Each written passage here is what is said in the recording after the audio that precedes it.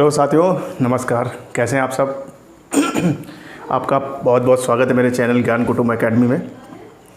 साथियों, कल आधुनिक भारत का पार्ट 2 आया था। फिर उसके बाद इंग्लैंड और फ्रांसीसी का क्रम भी मैं जिक्र आपसे करूंगा। तो अभी उसको हफ्ते में एक एक करके वीडियो आ रहे हैं, फिर 2-2, 3-3 आने लगेंगे। जैसे ही ये इधर से मैं सीटेट का पर्यावरण समाप्त करूँगा, उसकी तरफ आगे बढ़ जाऊँगा। तो सीटेट पर्यावरण में अभी एक ये वीडियो बना रहा हूँ। इसके बाद एक वीडियो और आएगा एनसीईआरटी बेस्ड। उसके बाद एक आपका वीडियो आएगा प्रमुख राष्ट्रीय उद्यान और कुछ नियम कानून से संबंधित। और एक वीडियो दो वीडियो आपके उससे भी आएंगे पीडोलॉजी से, जिसमें कि 15 नंबर का आता है। तो उसमें ऐसे कुछ तथ्य हिंट कर दूंगा जिससे आप लोग टिक लगा सकते हैं। बाकी आप दिमाग और थोड़ा सा यूथ की पीडोलॉजी का यूज़ करिए। यूथ पब्लिकेशन की जो बुक है उसका यूज़ करिए, तो आपको उससे निश्चित रूप से फ़ायदा होगा। आइए साथियों, बिना समय गवाए इसको स्टार्ट करते हैं। तो सीटेट के पार्ट 5 में कुछ तथ्य हैं और आज का लेक्चर मैं कहूँगा बहुत इंपॉर्टेंट सारे क्वेश्चन हैं। इंपॉर्टेंट पिछले भी बहुत थे, लेकिन इसमें बहुत सारे इंपॉर्टेंट क्वेश्चन आपको मिलेंगे जो 19 में भी आए हुए हैं, 18 में भी आए हुए हैं। तो लगातार इधर आसपास के एरिया के जो 19-18 के हमारे, और हम लोग ये जानते हैं 19-18 बोल रहा हूँ तो 4 पेपर, मतलब एक आपका जुलाई, एक दिसंबर, 1 जुलाई 1 दिसंबर, साल में 2 पेपर आते हैं। तो उस आधार पर कुछ क्वेश्चंस के लिए हैं।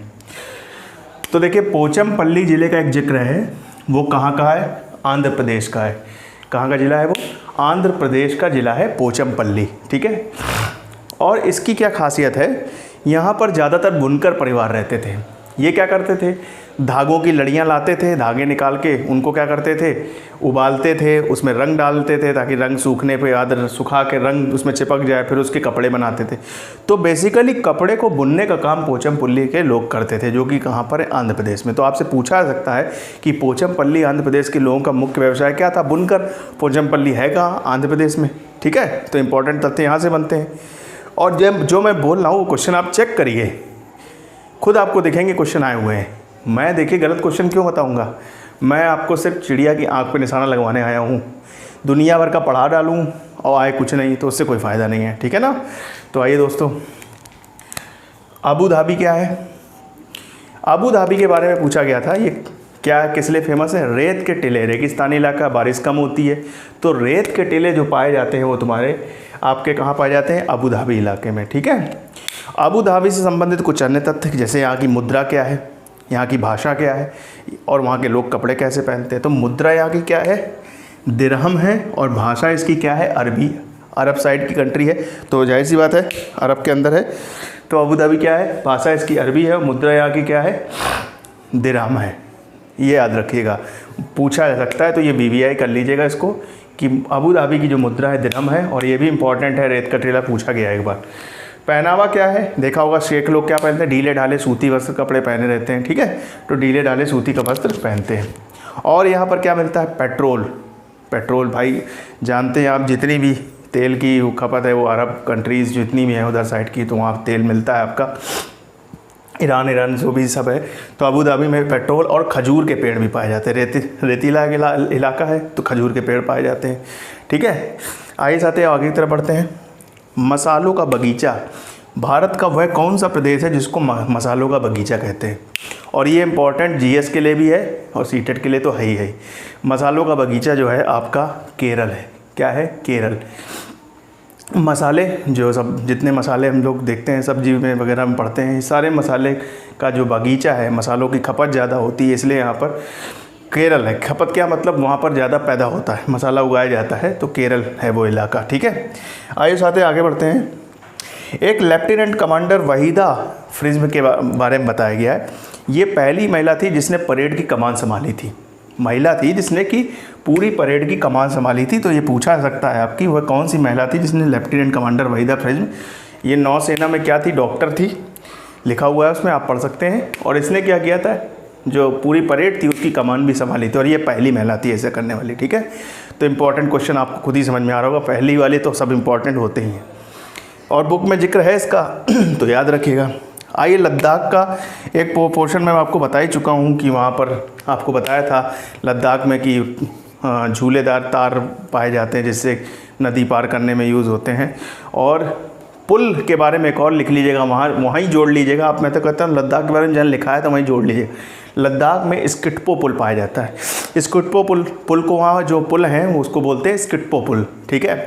और वहाँ के कुछ शब्द हैं उनको क्या बोलते हैं, जैसे माँ को वो लोग क्या बोलते हैं, आमाले। बड़ा आसान है, माँ में आमाले, माँ। पिता में आबाले, अब्बा आबाले, ठीक है। और बस दादा का याद रखिएगा मेमेले। दादा का क्या है, मेमेले। ये वहाँ बोलचाल की भाषा में माँ, पिता और दादा को बोलते हैं क्या, माँ को आमा, पिता को आबा, अब्बा आबा, और दादा को क्या बोलते हैं, मेमेले। तो ये इंपॉर्टेंट कुछ तथ्य हैं लद्दाख से लेके, ठीक है। आइए साथ ही आगे बढ़ते हैं। अब बहुत इंपॉर्टेंट क्वेश्चन और इंपॉर्टेंट क्वेश्चन होते चले जाएंगे। यहाँ से देखिएगा, ये VVI सारे, मैं कहूँगा सारे VVI हैं। इधर भी VVI थे, ऐसा नहीं है, ये भी बहुत सारे VVI। देखिए कैसे है, चील, बाज और गिद्ध ये क्या करते हैं, ऊंचाई पर उड़ते हैं और ये हमसे कितना गुना बेहतर देखते हैं, हमसे 4 गुना बेहतर देखते हैं। ये संख्या बड़ी इंपॉर्टेंट है, 5 गुना 6 गुना मत करिएगा इसको, जो 4 गुना लिखा है वही, क्योंकि NCERT में जो आता है वही सही माना जाता है, ठीक है। तो हमसे कितना गुना बेहतर देखते हैं, 4 गुना। ऊपर से शिकार को देख लेते हैं जूम करके, ठीक। अब ये पिछली बार का ही क्वेश्चन है, 2019 के दिसंबर में पूछा गया है। ये चेक करिएगा इसको, कि झटके से अपनी गर्दन कौन आगे पीछे चिड़िया कर सकती है। वो चिड़िया है उल्लू, नहीं है। मोस्टली लोगों ने उल्लू लगाया था, क्योंकि उल्लू का भी फ़र्क करना है आपको और मैना का भी फ़र्क करना है। तो इसका आंसर क्या होगा, अपनी गर्दन झटके से आगे पीछे करने वाली मैना। कौन है, मैना। और अपनी गर्दन 360 डिग्री घुमाने वाले कौन है, उल्लू। 360 डिग्री घुमाने वाला उल्लू। तो याद रखिएगा, फ़र्क करिए, जो अपनी गर्दन 360 डिग्री घुमा ले पूरा, वो कौन है, उल्लू। और झटके से आगे पीछे करे वो है मैना। बस सिंपल सा याद रखिए, कंफ्यूज होने की जरूरत ही नहीं। जो झटका है वो मैना और जो 360 डिग्री घुमाए वो उल्लू है। अब बाघ से कुछ इंपॉर्टेंट तथ्य आते हैं, 3-4 क्वेश्चन इंपॉर्टेंट बनते हैं बाघ से, कि बाघ शिकार कैसे करता है, शिकार कैसे पता चलता है। तो बाघ जो है वो शिकार का पता अपनी मूँछों से करता है। उसमें मूँछों में क्या होता है, वो मूँछों से सेंस कर लेता है, क्या, मूँछों में एक अजीब सी सेंसेस होती है जिससे वो शिकार का पता करता है, ठीक है। रात्रि में ये 6 गुना बेटर देख सकता है हमसे। एक आदमी से ये 6 गुना बेहतर देखता है रात में, अंधेरे में। रात मतलब अंधेरा आ गया अपने आप, रात के अंधेरे में ये हमसे 6 गुना बेहतर देखता है। और दूसरी बात, जब ये गुर्राता है तो इसकी आवाज़ 3 किलोमीटर दूर तक जाती है। कहाँ तक जाती है, 3 किलोमीटर से। बस ये डाटा फैक्ट याद रखिएगा। मतलब आप ये सोचिए कि 6 गुना बेटर देख रहा है अंधेरे में ज़्यादा बेटर देखेगा, और गुर्राएगा तो कब, उसका जस्ट हाफ कर दीजिए। 6 का हाफ कितना होता है, 3। तो 3 किलोमीटर तक गुर्राने की आवाज़ आती है। और पता कैसे चलता है शिकार का, मूँछों से, ठीक है। तो ये बाघ से जुड़े क्वेश्चन है और ये बहुत इंपॉर्टेंट है, ठीक है। इसको एक साथ लिख दिया मैंने, उसको लिख लीजिएगा। अब ऐसे ही सांप का देख लीजिए। भारत में 4 जहरीली प्रजातियां हैं सांप की, ठीक है। भारत में 4 बेसिकली सांप जहरीले पाए जाते हैं। कौन कौन से, नाग तो सुना ही होगा सबने, मूवी भी इस पर खूब देखी होगी। ये और याद कर लीजिए, करैत, दुबोइया, अफाई। करैत, दुबोइया, अफाई। और अगर मैं इनको शॉर्टकट में लिखूं तो आप ऐसे लिख सकते हैं, KDA। नाग तो याद है ही, करैत, के, दुबोइया, अफाई, KDA जानते ना, ऑफिस KDA का, डेवलपमेंट ऑफिस। तो KDA क्या है, करैत, दुबोइया और अफाई, ठीक है। इसको याद रखिएगा। नाग की 4 जहरीली प्रजाति। सांप काटने की दवाई क्या है, सांप का जहर। मूवी में देखा ही होगा, सांप को बुलाते थे, सांप जहर। ऐसा नहीं कराते हैं कि सांप को बुला के सांप का जहर कटाएं, लेकिन सांप की जहर को ही दवा के रूप में यूज़ करते हैं सांप काटने में। सांप काटने की दवाई सांप का जहर खुद ही है, ठीक है। तभी कहते हैं जहर जहर को मारता है। आइए देखते हैं, सपेरे को क्या बोलते हैं, कालबेलिया। सपेरों का जिक्र आया एक चैप्टर में, उसमें उनको बुलाया गया है कालबेलिया। सपेरे को क्या नाम दिया गया है, कालबेलिया, ठीक है। आइए आगे देखते हैं। अब रेशम के कीट से जुड़े हुए कुछ क्वेश्चन देखते हैं। रेशम का कीट के बारे में बताया गया है, ये कई किलोमीटर भाई साहब मादा को पहचान लेते हैं। जब फीमेल होती है उसको कई किलोमीटर दूर से देख लेता है। तो वह कौन सा जीव है, पूछा गया है कि कई किलोमीटर दूर से अपनी मादा को पहचान लेता है, मतलब मादा को पहचान लेता है। वो कौन है, रेशम का कीट कई किलोमीटर से मादा को पहचान लेता है। हम अपनी आँख 150 डिग्री घुमा सकते हैं अपनी आँख को हम इधर उधर 150 डिग्री, 180 नहीं कर सकते, लेकिन ये 180 डिग्री तक घुमा लेता है। ये समझिएगा कितना खुराबाती इंसान है, दूर तो देख ही रहा है और साथ साथ पूरा 180 डिग्री भी घुमा ले रहा है। मतलब ये पुतली जो है इधर इधर चली है, 180 डिग्री मतलब इधर इधर। तो दोनों आँख को ये किधर घुमा सकता है, 180 डिग्री घुमा सकता है। तो दो तथ्य रेशम के कीट के हो गए। रेशम का कीट होता क्या है, लार्वा के प्यूपा, ये कमेंट करिए आप ज़रा बॉक्स में, लार्वा होता है कि प्यूपा। बहुत इंपॉर्टेंट क्वेश्चन बनता है ये भी, ठीक है। आइए आगे देखते हैं। झूम खेती, झूम खेती कहाँ पर होती है? झूम खेती वहाँ पर होती है पहाड़ी इलाकों पे। कहाँ होती है? पहाड़ी इलाकों, खासकर पूर्वी क्षेत्रों में। तो वहाँ पर क्या है, फसल कटाई के बाद कुछ सालों के लिए छोड़ देते हैं। झूम खेती में करते क्या है, फसल काटते हैं और उसको कुछ सालों के लिए छोड़ देते हैं। तो वो जो फसल कटने के बाद जो उसका बचता है मिट्टी में, तो उपजाऊ क्षमता बढ़ाने के लिए ऐसा करते हैं कि उर्वरा बढ़ जाए। कुछ सालों के लिए छोड़ दी, कुछ मतलब महीनों के लिए छोड़ दीजिए। तो झूम खेती क्या होती है, कुछ सालों के लिए छोड़ देते हैं, जिससे क्या होती है, उर्वरा बढ़ जाती है वहाँ की। तो झूम खेती यही होती है, ठीक है। और पहाड़ी क्षेत्रों में बेसिकली कहाँ पर होती है ये, मिजोरम में। काहे के लिए होती है, उर्वरा बढ़ाने के लिए होती है। तो झूम खेती का प्रश्न याद करिएगा। पूर्वोत्तर भारत का जो एरिया है बेसिकली, जहाँ पर हमारे अत्यधिक वर्षा भी होती है, सदाबहार वन पाए जाते हैं। तो पहाड़ी क्षेत्रों में मिजोरम जो है ऐसा क्षेत्र है जहाँ पर झूम कृषि होती है। आइए मिजोरम से जुड़ा हुआ एक क्वेश्चन और देखते हैं। मिजोरम में चिराव नृत्य फेमस है। पूछा गया क्वेश्चन है कि चिराव नृत्य कहाँ का है, मिजोरम। तो कैसे याद रखना है, जो चिराओ, मिजोरम चिराओ, ओ की साउंड आ रहा है, मिजोरम चिराओ, चिराओ मिजोरम, ठीक है, ऐसे याद रखिएगा। और क्या पूछा जा सकता है, और बांस के बर्तन यहाँ पे बनाए जाते हैं। क्या बनाए जाते हैं, बांस के बर्तन।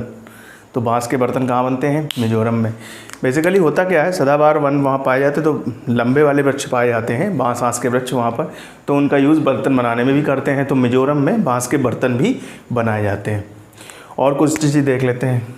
पोंगल त्यौहार कहाँ का है, तमिलनाडु में। जैसे अपने यहाँ वो होता है तिल वाला त्यौहार, वैसे ही उस समय वहाँ पर पोंगल मनाया जाता है। कहाँ पर, तमिलनाडु में, ठीक है। तो पोंगल त्यौहार कहाँ पर है, पर मनाया जाता है तमिलनाडु में, ठीक है। आइए कुछ अन्य तथ्य देखते हैं। राज्य और नृत्य, अब मैंने एक साथ लिख दिए हैं कुछ राज्य और उनके कुछ नृत्य। तो क्या है देख लीजिए, इंपॉर्टेंट है, इनको बना लीजिएगा, पूछे हैं तो बड़े आराम से आप बता सकते हैं। इंपॉर्टेंट ही लिखे हुए हैं सब। कर्नाटक में कौन सा फेमस है, यक्षगान, ठीक है। केरल का कौन सा फेमस है, कथकली, कथक नहीं, कथक अपने यहाँ का है, कहाँ का, उत्तर प्रदेश का। केरल का कौन सा है, कथकली।